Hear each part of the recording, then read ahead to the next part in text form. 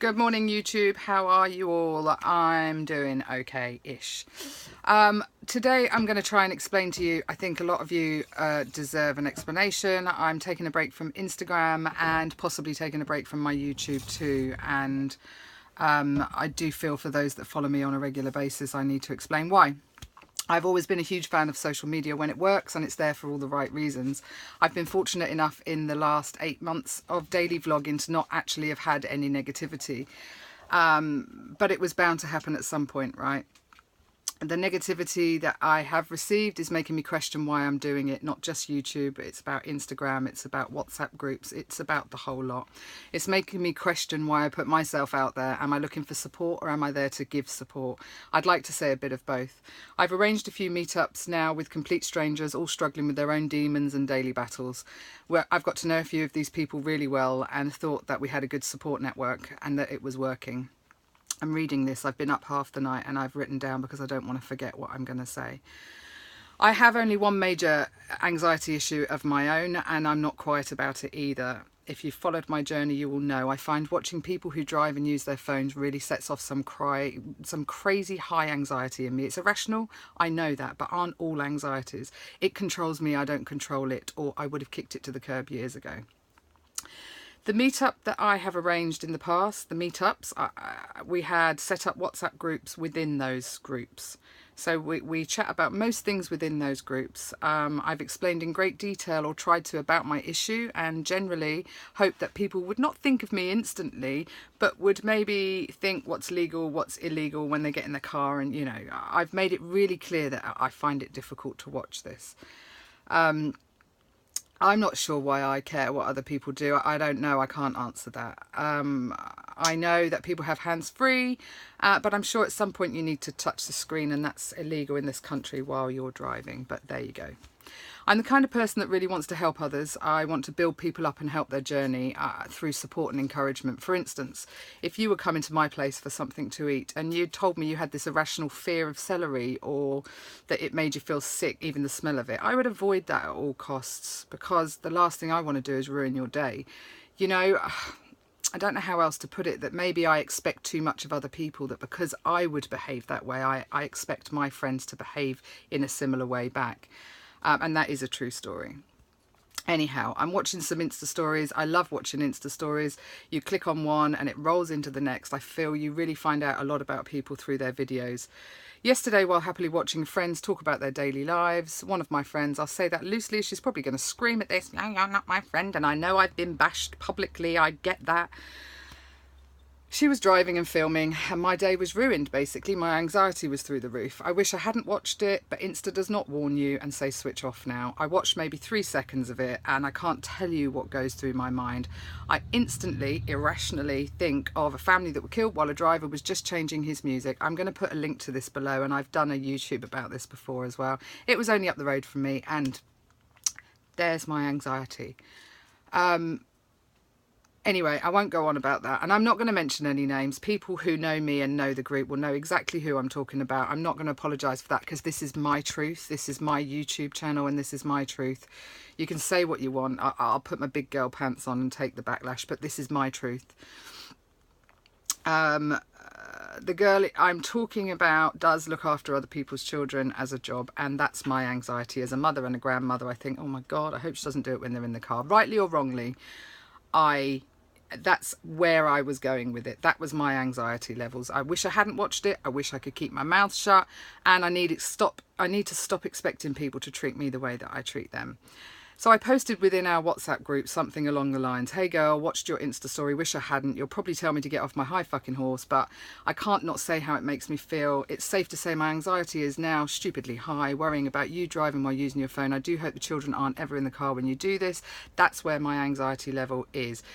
I then said it's time for me to reassess my support network and see what's best for me because this clearly isn't. I said I need a break, but I'll be back. I knew then that I needed to back off from certain people and I wasn't sure how I needed to step back. I wasn't sure how I was going to do it. But what came after that in the text made it very easy for me to completely cut off. The text that came back was vile. I will make no excuses for poor behaviour, friends or no friends. My text or anxiety clearly is one to do with the safety of yourself or the people around you. And that's because I care. It's not because I was being vicious or nasty or trying to belittle you as you think. The diatribe that followed that, I did not expect. Firstly, the backlash was because I posted it in the group, not privately. Maybe I should have done it privately. However, I honestly think the whole outcome would have been exactly the same. I was told by this girl I've questioned her integrity as a professional. Obviously, I've hit a nerve talking about the kids. I'm sorry for that. Am I sorry for that? Not really, because that's where my fear was, and I can't be anything other than who I am. I was told she doesn't like me drinking, but I carry on. That's a bit of a weird one. Me and my husband chuckle at that a little bit, because I don't break the law when I'm drinking. I certainly don't drink and drive, and I don't hide it. I don't deny it. I have a couple of glasses of wine a few times a week, and this girl finds that an issue. I'm sure that that's a comeback from me calling her out on driving and using her phone, but I did say to her face to face at my house actually that, you know, I appreciate your concern, but when my weight loss stalls or I don't lose any, whatever, maybe I'll reassess my life choices, but for now I'll live my life while I'm not affecting other people. So I'm not quite sure how that affects her life like my anxiety does with people driving, and anyway, but clearly it does. Clearly it does. We've all got our funny little ways, right?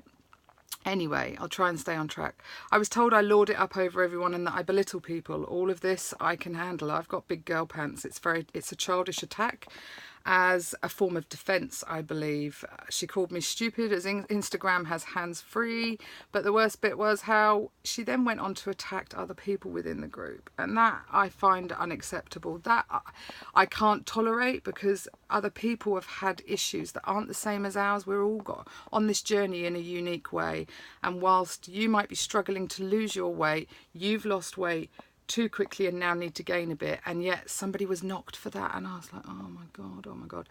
Anyway, it wasn't helpful at all, and I feel devastated for those people on the group that had nothing to do with this. I apologise that my comment to this girl caused this kind of backlash and involved so many other people. There's my apology. I'm absolutely sorry for those people that had to witness this, and you know, it ruined my day. I've hardly slept all night. I'm pretty sure most people within that group, they just kept leaving the group, and yeah, I don't know what else to say about it, really. I bit my tongue. I never responded. I knew if I did respond, I'd be fueling a very big fire. It was a big fire anyway, bloody hell. It's a real shame, and I'm so disappointed that it came to that. Sorry, not sorry. I'm sorry that this little hissy fit of this girl affected everybody. I genuinely am. The WhatsApp group was torn apart. I cancelled my subscription to that person's drama, because drama just seems to follow people around, and I want no part to play in that. I'm sorry this has made me question my part that I play in WLS, although may I thank every single one of you that sent me messages of support. It's been overwhelming, to be honest, about what you've said and how much I appreciate every single one of you, from Instagram to WhatsApp to personal messages.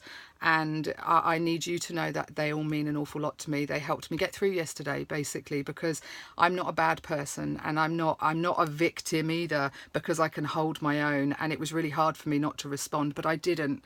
For the sake of other people, I didn't respond. I had a shitty day yesterday and I've hardly slept, but I need to draw a line under this today. I'm the sort of person that can easily wipe out the negativity and move on. I've done it with my family. I can do it again. If you're not bringing anything but drama and outbursts, I can easily do without that. Thank you very much. I need to surround myself with positive people, and there are plenty of you lovely, positive, genuinely helpful people. I just need time to brush myself off and start again. I'm not sure where I'm going, if at all, forward with WLS. I need a break. I'm sure I'll be back at some point. I'm not going to let one bad situation or person ruin my social media enjoyment. But I've taken people that were from WLS off my personal accounts. I need to separate this and that and see where I go from there. I've been really blessed and fortunate in my life. I have a fabulous husband that loves and supports me 110%. I have 2 wonderful kids and a fantastic granddaughter. perhaps I just need to focus on their support for a while and see where it takes me. I appreciate all of you that have followed my journey, and this isn't the end. I'll finish on a positive note in saying that I will learn from this experience. I know that I need to keep my circle tight or smaller. I know not everyone will like me or get me, but that's okay. I promise only to support and encourage through my journey. I will post again the link to what gives me such high anxiety about people using their phones, and perhaps in the future what I do is I just delete that person out of my life. I'm not going to make WhatsApp groups. I'm not going to arrange meetups anymore. That's me done with that. You know, you get burned once. I've got a nice group of people that I know and I can count on, and I'll just see where I go from that. Like I said, yeah, today's going to be a better day. I'm drawing a line, I'm moving on, and I wish you all the best in your journeys. Like I said, this isn't the end. I'll be back. I just need some time to reassess my life. Anyway, guys, take care. Bye.